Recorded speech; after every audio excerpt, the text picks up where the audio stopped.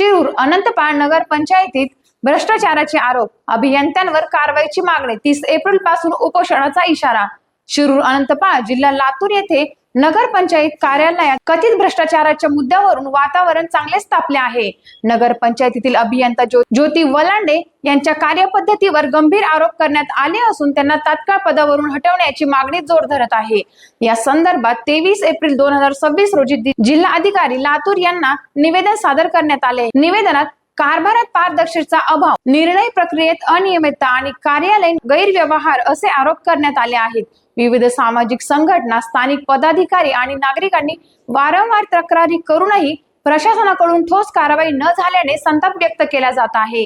याच पार्श्वभूमीवर आंदोलकांनी प्रशासनाला स्पष्ट इशारा दिला आहे की जर तात्काळ कारवाई झाली नाही तर 30 एप्रिल पासून नगर पंचायत कार्यालयासमोर उपोषण सुरू करण्यात येईल। या प्रकरणामुळे शहरातील राजकीय आणि सामाजिक वातावरण ढवळून निघाले आहे।